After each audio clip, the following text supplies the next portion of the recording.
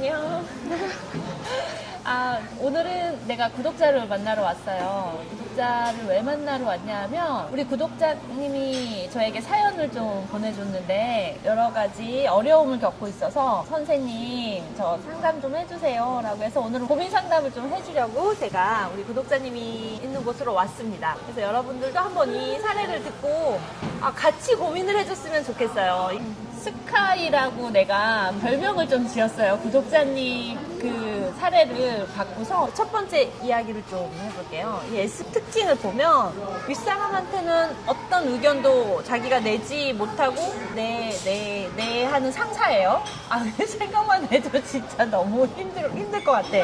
근데 이 사람이 지금 우리 구독자님이 하는 일에 대한 지식이 전무해. 아무것도 할 줄을 몰라요. 그냥 능력이 없는 사람인데 본인은 그냥 잘났다고 자기가 생각하고 그게 마음 안에 그냥 내재되어 있고 완전히 꼰대라고 해야 될까요? 내가 이 사례를 봤을 때는 이 사람 되게 꽉 막혔다라는 생각을 했거든요. 심지어 구독자님이 근무를 할 때 PPT도 대신 만들어서 자기가 그걸 가지고 가서 발표를 했더라고요. 또 자기는 일을 안 하면서 뭐 시시때때로 이 매니징을 하더라고요. 마이크로 매니징이라고 하죠. 이거 했어? 이거 했어? 아주 심각하더라고요. 인신공격도 서슴지 않았다. 그 인신공격도 내가 궁금했어요. 그래서 몇 가지를 내가 물어보고 싶었어요. 되게 이상한 사람인데 어떻게 사회생활을 해왔나 싶을 정도로 그래서 대인관계를 맺고 끊을 줄도 모르고 이 상황에서 적절한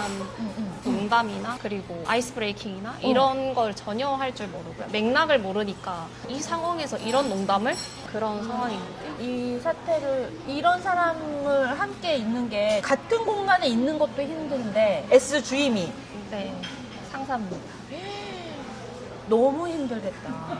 너무 스트레스 받아요. 너무 힘들겠다라는 생각이 제가 들었고 심각하다. 그 일반 사원의 이야기를 목소리를 들어줄 사람은 있는지. 일단 첫 번째 질문에 먼저 대답을 드리면 PPT를 일단 만들라고 지시를 합니다. 네. 그래서 어떤 미팅 전날 갑자기 일하고 있는데 PPT 만들었냐? 갑자기 일하다 빼와요. 갑자기 회의실을 잡고 퍼포먼스 하듯이 막 PPT 엄청 큰 회의실 빌려서 막 열심히 하는 척을 해요. 근데 그때 제가 백그라운드는 이렇고 요즘에는 이렇고 그래서 우리가 의논해야 될 부분은 이런 것입니다 라고 하면은 그걸 받아 적으세요. 그리고 굉장히 심사하듯이 엄청 마이너한 거 뭐 이거는 정확한 거 맞아요? 이거 레퍼런스 체크했어요? 막 되게 사소하게 질문을 하는데 질문의 수준이 전공자라면 절대 안 할 질문. 꼬투리를 잡는 거예요. 백그라운드가 없으니까 나오는 질문인데 대답할 가치가 없는 거. 이거는 기본으로 깔고 가는 건데 어떻게 이걸 질문하지 싶어서 황당한 수준. 그래서 받아 적은 거를 그대로 읽습니다. 회의 들어가서. 받아 적은 걸 읽고서 회의를 들어가는 거죠. 회의 때 제가 대답한 거를 대답합니다.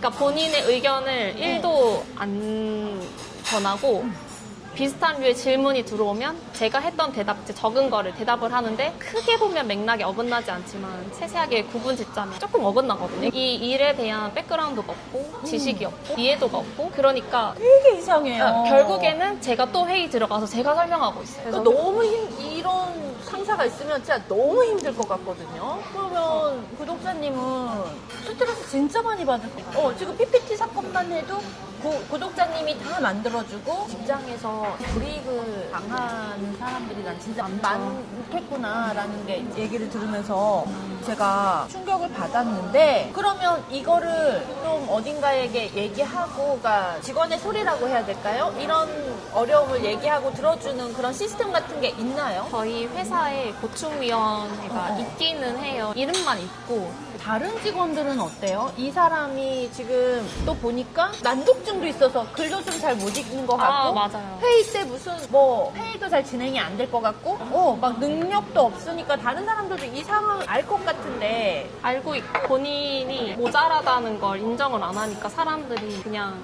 쉬쉬하는 건데 본인은 자기가 잘나서 사람들이 곁에 두지 못한다. 잘나서 함부로 하지 못하는구나 라고 착각을 해요. 어이구야 되게 나르시스트 아니야? 아니 이 정도면 진짜 완전 저희 너무 심한데? 직원들이 항상 하는 말이 도대체 집에서 어떻게 키웠길래 저런 그러니까 공감 능력 없고 지금 자기 자가장착에 빠져있고 너무 너무 심각하다 진짜로. 아니 너무 스트레스 많이 받았겠어요. 이렇게 해서 끝날 문제가 아니라 구독자님이 뭔가 그래도 여기 이제 의뢰를 했을 때는 이걸 어떻게 해소하면 좋을까가 좀 있을 것 같아요. 이런 사람이 어떤 회사든지 있을 텐데 제가 성격이 저희 팀에서 하는 일이고 제가 할 수 있는 부분이라면 일단 일을 하자. 그렇게 하다 보니까 이런 사람들이 또 많을 거야. 그냥 들어주자, 참자, 내가 뭐 여기서 해서 뭐하냐 이러는 사람들이 또 무진장 많을 거란 말이에요. 이 사람이 좋아서 이 일이 좋아서가 아니라 이 일이 자꾸 미뤄지면 어차피 우리 팀이 혼나.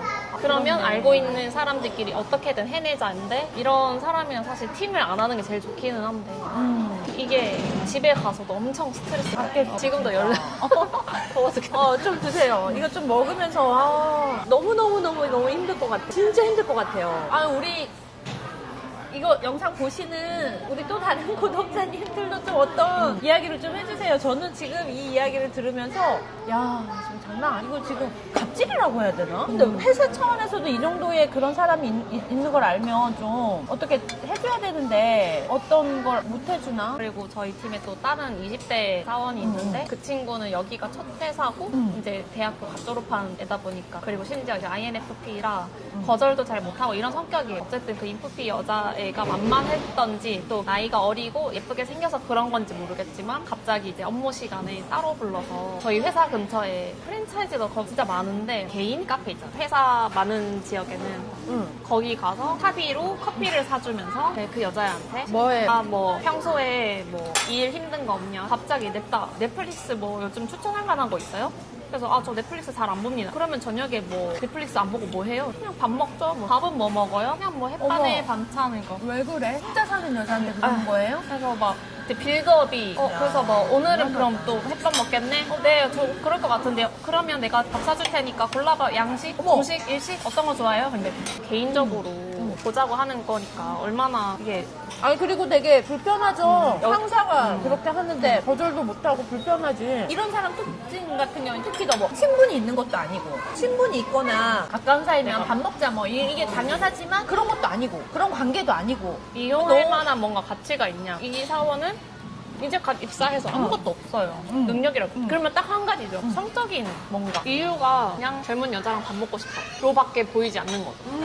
왜냐면 능력적으로나 눈에 보인 건 젊은 여자와 밥 먹고 싶어 막 보여요. 네, 여러분 이런 사내에서 일어나고 있는 엄청난 고충 저희 프로를 보시는 구독자님께서 저희 영상을 보시다가 회사 내에 그런 고충을 나 가서 고민 상담 한번 해보고 싶다라고 해서 의뢰가 된 건데 너무 심각하네요. 정말 이게 근데 현실이에요. 지금 어떻게 짜여진 이런 게 문제가 아니라 너무너무 힘들 것 같고 이거는 이게 사내 교육이라던가 프로그램이 돼서 직원들을 좀 편리하게 일을 할 수 있게 해주고 또 좀 격리를 좀 시켜야 될 것 같아. 아니면 그런 상사가 제대로 교육을 좀 받아야 될 것 같다라는 생각. 우선 윤리도덕이 전혀 없어요. 전혀 없는 느낌이고요. 그리고 심리적으로도 좀 뭔가 불안정의 느낌이 들어요. 불안도가 높으니까 계속 그 불안을 해소하기 위해서 밑에 겁나 잡는 거야. 근데 근본적으로 그 사람이 불안한 이유는 지식이 없어서예요. 아는 게 없어서. 뭐 이거는 사실 유튜브라서 좀 생략된 게 많지만 막 어마어마하게 모든 그 사람의 전반적인 모든 것이 다 공격으로 받아들인 것 같아요. 그래서 조금만 자기한테 듣기 싫은 게 나오면 이게 수용이 안 돼요. 너무 심각하네. 그리고 조금만 생각하면 더 큰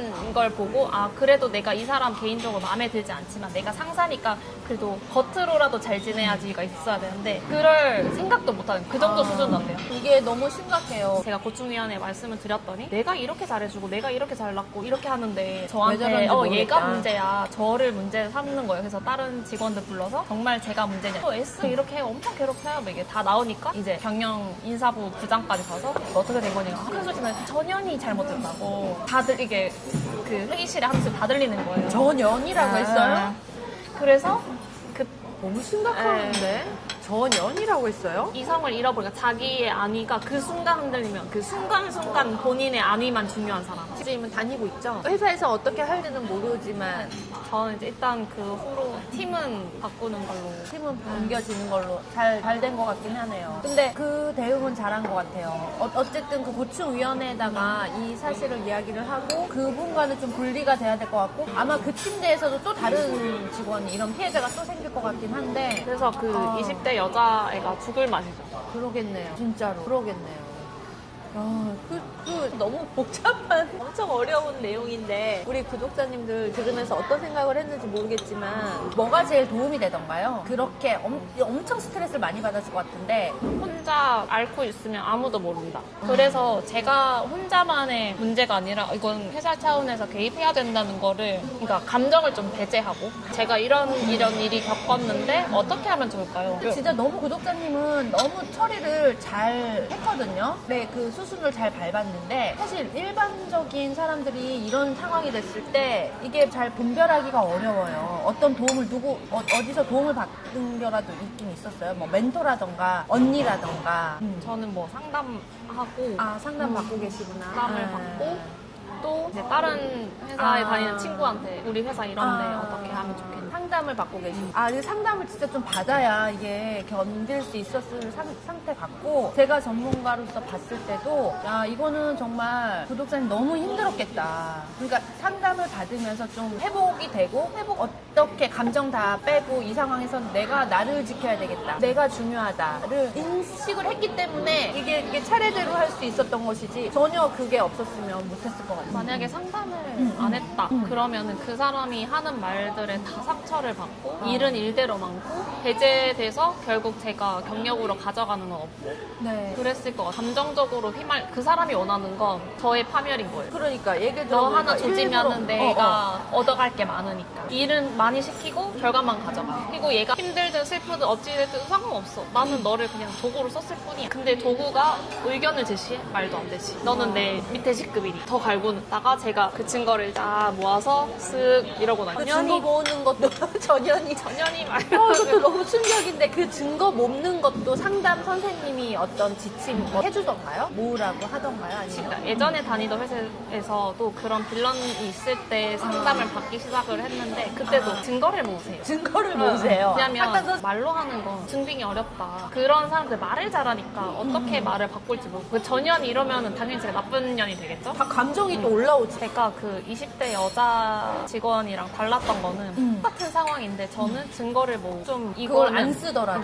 내가 가지고 있는 게 나는 이런 증거도 있고 내가 느끼는 감정이 잘못된 게 아니라 이 사람이 나를 그렇게 나쁜 감정을 느끼도록 만든 거잖아요. 그래서 이거를 좀 빨리 뭔가 어쨌든 여러분 내가 얘기를 들으면서 이건 너무 진짜 엄청난 이런 생각까지 들었던 시간이었던 것 같습니다. 내가 상담한 게 아닌데 이렇게 내가 EAP 상담도 하지만 실질적인 우리 구독자님의 사례를 또 직접 현장에서 들으니까 이 보통 문제가 아니구나. 지금 정말 우리 직장인들의 고충이 많이 심하겠다. 이런 이야기를 들어줄 사람이 필요하겠다. 억울한 일도 많이 당하겠다라는 생각을 했고 이런 일을 당하면서 정말 심리적으로 마음적으로 많은 어려움이 있고 이게 어떻게 보면 진짜 우리 사회에서 마음 건강에도 많은 영향을 미치겠다라는 생각을 하면서 잠깐 제가 이제 정리를 했더니 또 우리 구독자님은 좀 똑똑했어요. 대응을 너무 잘한 게 이런 상황이 나에게 부당하다를 알아차린 것